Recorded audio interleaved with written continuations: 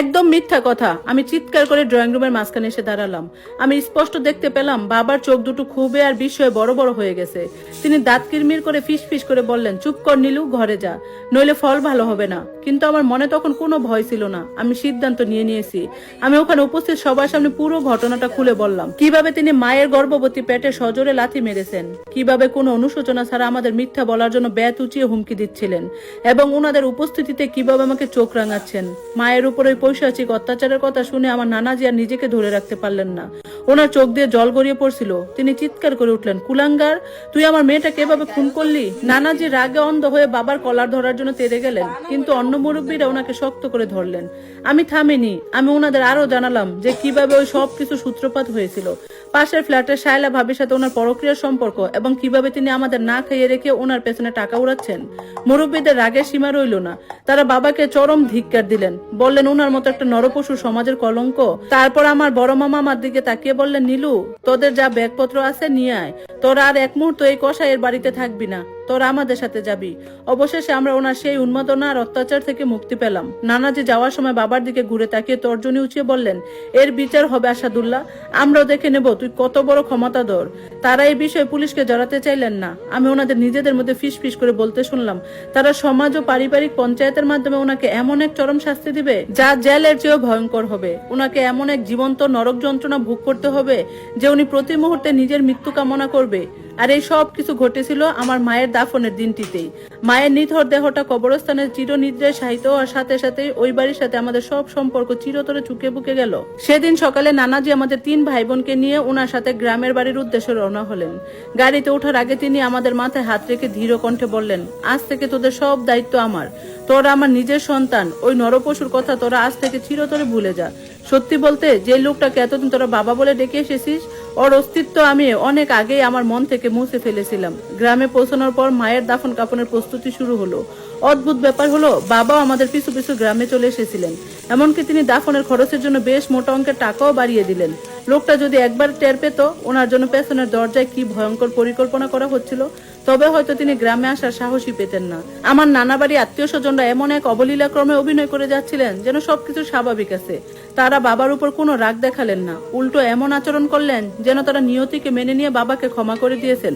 ফলে বাবাও খুব নিশ্চিন্ত মনে জামাইয়ের দাপট নিয়ে শ্বশুরবাড়ির লোকজনের সাথে দাফনের তদারকি করতে লাগলেন। কিন্তু আমি যখনই ওনার ওই কপট মুখটা দেখতাম, আমার গা রিরি করে উঠত। তিনি যখনই আমার কাছাকাছি আসার চেষ্টা করছেন, আমি ঘৃণা বড় ওনাকে এড়িয়ে যেতাম। অবশেষে মায়ের দাফনের সেই চূড়ান্ত দিনটি ঘনিয়ে এলো। বাবার বংশের পারিবারিক কবরস্থানের পাশে জানাজার সব আয়োজন সম্পন্ন করা হয়েছিল। নিজের অপরাধ ঢাকতে এবং নিজেকে সমাজের সামনে বড় লোক ও প্রভাবশালী প্রমাণ করতে বাবা দাফনের পেছনে 2 হাত উজাড় করে টাকা খরচ করছিলেন। আর সেই নির্লজ্জ নির্বোধ মহিলা আমাদের ওই প্রতিবেশী শায়লা, সেও বাবার সাথে কোনো এক অজুহাতে ওই গ্রামে এসে হাজির হয়েছিল। সম্ভবত বাবার পাশে নিজের জায়গাটা পাকা করাই ছিল তার উদ্দেশ্য। জানাজা শুরু ঠিক আগ মুহূর্তে যখন মায়ের খাটিয়াটা সবার সামনে এনে রাখা হলো, তখন হঠাৎ করে নানাজি এবং ওনার বংশের মুরব্বীরা দল বেঁধে সামনে এসে দাঁড়ালেন। নানাজি হাত উঠিয়ে চিৎকার করে বললেন, সব বন্ধ করো, এই জানাজা এখন হবে না। উপস্থিত সবাই চমকে উঠল। নানাজি বাবার দিকে রক্তচক্ষু মেলে তাকিয়ে বললেন, আমাদের গ্রামীণ ও পারিবারিক ঐতিহ্য অনুযায়ী যেহেতু আমাদের মেয়েকে তার নিজের স্বামী পৈশাচিক উপায়ে খুন করেছে, তাই এর হিসাব আজ এই মাটিতেই চুকানো হবে। খুনিকে এর মূল্য দিতেই হবে। কথাটা শেষ হওয়া মাত্রই নানা বাড়ির তরতাজা একদল যুবক বাঘের মতো ঝাঁপিয়ে পড়ে বাবাকে চারপাশ থেকে চেপে ধরল। পুরো পরিকল্পনাটা এত নিখুঁত আর গোপনে করা হয়েছিল যে বাবা সম্পূর্ণ অপ্রস্তুত ছিলেন। তিনি ভেবেছিলেন শ্বশুরবাড়ির লোকজন ওনাকে ক্ষমা করে দিয়েছে, তাই কোনো প্রকার লোকজন বা নিরাপত্তা ছাড়াই তিনি বুক ফুলিয়ে চলে এসেছিলেন।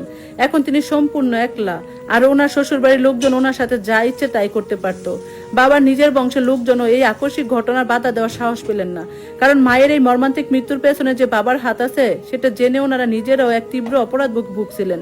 ওনারা মাথা নিচু করে দাঁড়িয়ে রইলেন। বাবাকে যখন যুবকরা মাটিতে চেপে ধরলো, তখন ওই শায়লা নামে ডাইনিটা ভিড়ের মধ্যে থেকে পালিয়ে যাওয়ার চেষ্টা করছিল। কিন্তু আমার খালাতো আর মামাতো বোনেরা দ্রুত গতিতে গিয়ে তাকে ধরে ফেললো। তারা টেনে হিঁচড়ে তার মাথার নকল চুল ছিঁড়ে ফেললো এবং চড়থাপ্পড় মেরে তাকে ধুলোমাখা মেঝেতে বসিয়ে দিল। এরপর নানাজি ও বংশের মুরব্বীরা ঘরের নারীদেরকে আদেশ দিলেন, ভেতরে যাও, আমাদের মেয়ের শেষ গোসলের পানি একটা মাটির পাত্রে করে বাহিরে নিয়ে এসো। ঠিক তখন আমি বুঝতে পারলাম ওনারা আসলে কি করতে যাচ্ছেন। গ্রামীণ সমাজে প্রচলিত এই প্রাচীন ও ভয়ানক অলৌকিক বিচারের কথা আমি আগে শুনেছিলাম। আজ তা চোখের সামনে দেখে আমার মনের ভেতরে একই সাথে এক অদ্ভুত তৃপ্তি এবং চরম আতঙ্ক দানা বেঁধে উঠল। কিছুক্ষণ পর মায়ের শেষ গোসলের সেই ঘোলাটে নোংরা পানি একটা মাটির পাত্র করে বাহিরে আনা হলো। নানাজি সেই পাত্রটি 2 হাতে ধরে আকাশের দিকে তুলে ধরলেন। ওনার চোখ দিয়ে তখন টপ টপ করে জল পড়ছিল। তিনি বললেন, আজ এই মাটি আর আকাশ আমার সাক্ষী থাকুক, আমাদের নিরপরাধ মেয়ে আজ নিজের খুনের বিচার নিজে করবে। আসাদুল্লাহ, তুই যদি আমার মেয়েকে খুন না করে থাকিস তবে এই পানি তোকে কিছুই করবে না, তুই মুক্ত হয়ে যাবি। আর তুই যদি সত্যি আমার গর্ভবতী মেয়েকে লাথি মেরে খুন করে থাকিস তবে আগামী 2 মাসের বেশি তুই এই পৃথিবীতে বেঁচে থাকতে পারবি না। বাবার সমস্ত অনুন্নয় বিনয় আর ছটফটানিকে তোয়াক্কা না করে যুবকেরা ওনাকে মাটিতে শক্ত করে চেপে ধরলো। ওনার মুখটা জোর করে হা করিয়ে সেই পাত্রের পুরো নোংরা পানি ওনার মুখের ভেতরে ঢেলে দেওয়া হলো, যতক্ষণ না ওনার পেটের শেষ ফোঁটা পানিটুকু গেল। বাবা কাশতে কাশতে দম বন্ধ হয়ে সেই পানি গিলতে বাধ্য হলেন। বাবার চোখ দুটো ভয় আর আতঙ্কে ঠিকরে বেরিয়ে আসছিল, আর আমি দূর থেকে দাঁড়িয়ে দেখছিলাম কিভাবে প্রকৃতির নিজস্ব আদালত একজন অপরাধীর বিচার শুরু করে দিল। আমার নিজের বাবা পরক্রিয়া করতে গিয়ে আমার মাকে খুন করলেন, আর আজ মায়ের দাফনের দিনে নানার বাড়ির মানুষ ওনাকে সেই নোংরা পানি গিলতে বাধ্য করলো, যা দিয়ে মায়ের মৃতদেহ গোসল করানো হয়েছিল। কেউ যদি আগে আমাকে বলতো যে নানা বাড়ির মাথায় এমন কোনো পরিকল্পনা ঘুরছে, আমি জীবনেও বিশ্বাস করতাম না। প্রথম আমার মনে হয়েছিল নিজের সন্তান সম্ভাবনা মেয়েকে এভাবে ঠান্ডা মাথায় খুন করার পরও নানাজি বুঝি বাবাকে ক্ষমা করে দিয়েছেন। কিন্তু আমি জানতাম না যে ওনারা সবাই মিলে বাবাকে সম্পূর্ণ অসতর্কত অবস্থায় ধরার জন্য দাফনের দিনের অপেক্ষা করছিলেন। আমি স্তব্ধ হয়ে দেখছিলাম নানাজি কিভাবে ওই মাটির পাত্রে পুরো পানিটা বাবার গলার ভেতরে ঢেলে দিচ্ছিলেন। মামার আর গ্রামের যুবকেরা ওনাকে মাটিতে এমন ভাবে চেপে ধরছিলেন যে ওনার নড়ার কোনো উপায় ছিল না। একজন ওনাকে নাকটা শক্ত করে চেপে ধরছিল যাতে নিঃশ্বাস নেওয়ার তাগিদে বাবা বাধ্য হয়ে পানিটা গিলে ফেলে।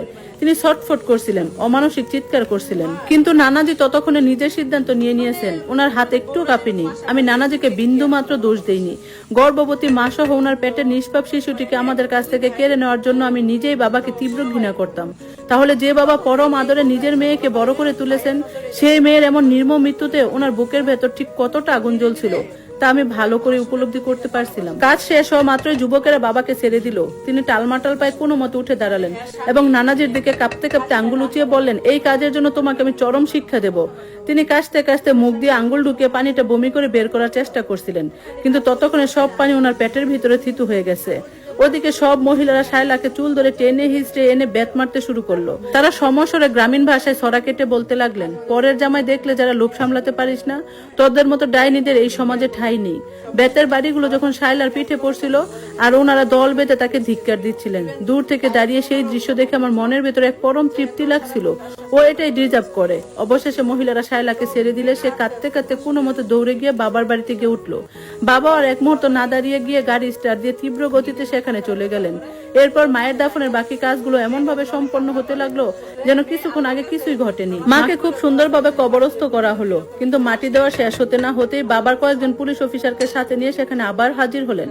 নানাজি আর আমার মামাদের অ্যারেস্ট করানোর জন্য তিনি পুলিশ ডেকে এনেছেন। লোকটা এতটাই মূর্খ যে ভুলে গিয়েছিলেন এই ঘটনার তদন্ত হওয়া মানে সবার আগে সে নিজে ফেঁসে যাওয়া, কারণ মূল খুনি তো উনি নিজেই। পুলিশ অফিসাররা যখন নানাজের দিকে এগিয়ে যাচ্ছিলেন আমি আর নিজেকে ধরে রাখতে পারলাম না। আমি হন হন করে পুলিশের এবং নানাজের মাঝখানে ঢাল হয়ে দাঁড়ালাম। আমি বাবার দিকে আঙ্গুল উঁচিয়ে পুলিশকে বললাম, আমি ওনার নিজের মেয়ে, আর আমি আল্লাহর কসম খেয়ে বলছি আমি কোনো মিথ্যা বলছি না।